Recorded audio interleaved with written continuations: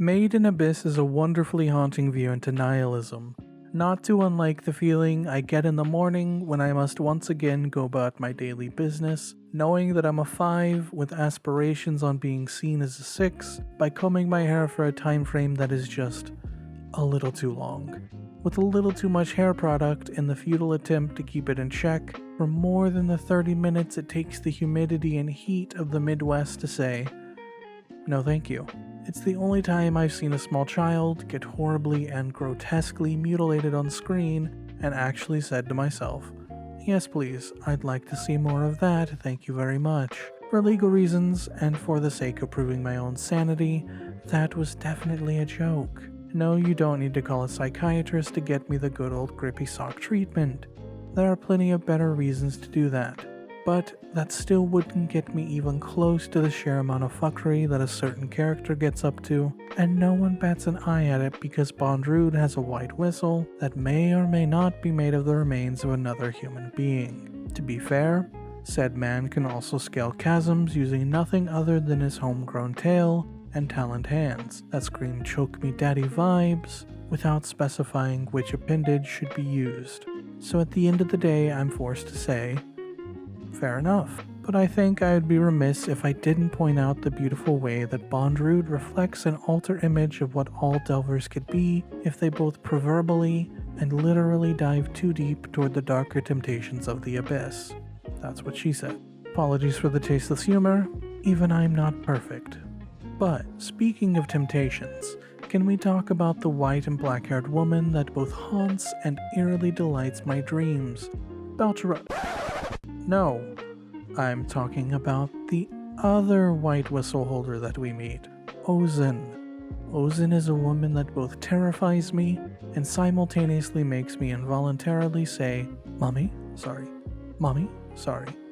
Except I'm not really sorry, which is just another reason I have no right to judge the monster fuckers in the chat. She is so much more than that. Ozen is, and I caution you to take a moment to catch your breath, a child abuser. And don't get me wrong, normally tossing children into a forest of death would definitely come off as a red flag, but I'm colorblind, so I choose to think you're all wrong and that it was green all along. I mean, of course I'm unbiased and definitely condemn any such actions. And since we've taken the time to talk about the characters that make me horny, that are deep and interesting, I should talk about the group you'll be following for the majority of the screen time for a minute.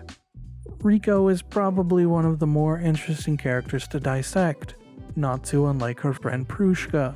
You know, sometimes I wonder if I'm going to hell.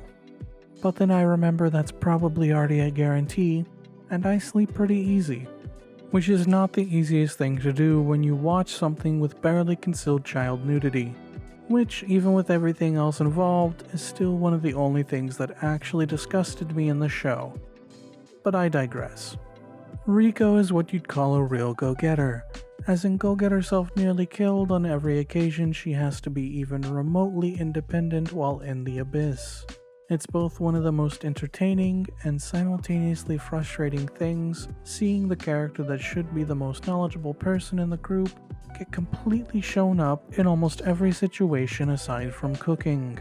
She gets carried so hard that I'm surprised Nanachi and Reg don't have constantly aching backs from all the work they put in. In the end, her real purpose is to serve as the focal point for pushing the narrative forward and using her toot-toot to give Reg a power boost.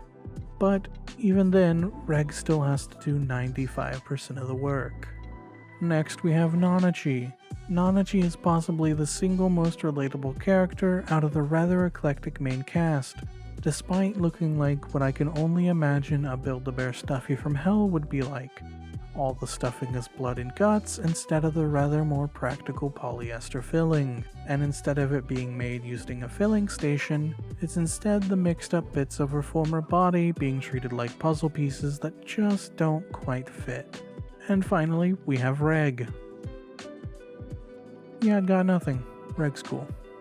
And with that, the only thing to do is to move on to Season 2. From this point on, I can't promise you won't be horribly spoiled. So with that, you've been warned.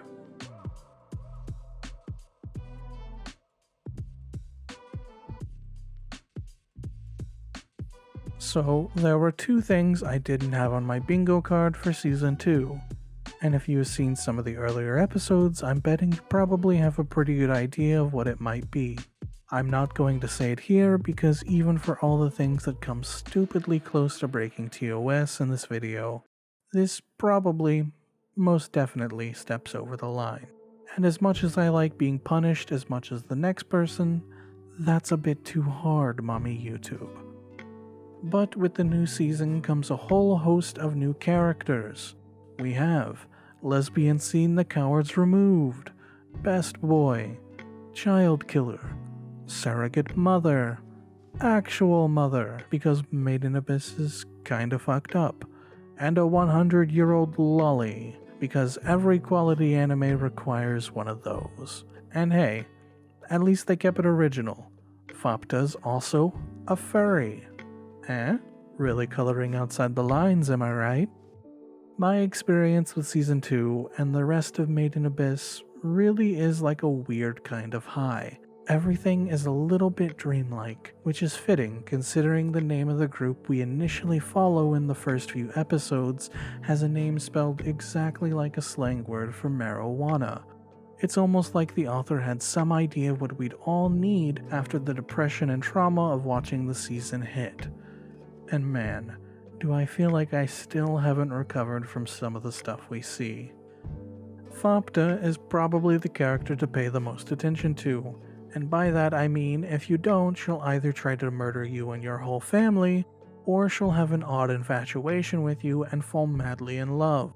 And I do quite literally mean it when I say mad. Though I suppose I'd be pretty mad myself if my mother's body was being used as a town by the very people that caused her body to change on a biological level into a tower? Listen, I wasn't lying when I said it gets weird.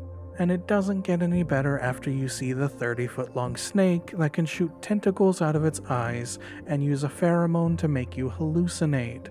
Now, I've heard of other shows having similar stuff, but it wasn't the kind of thing you'd find on a site like Crunchyroll, if you know what I mean.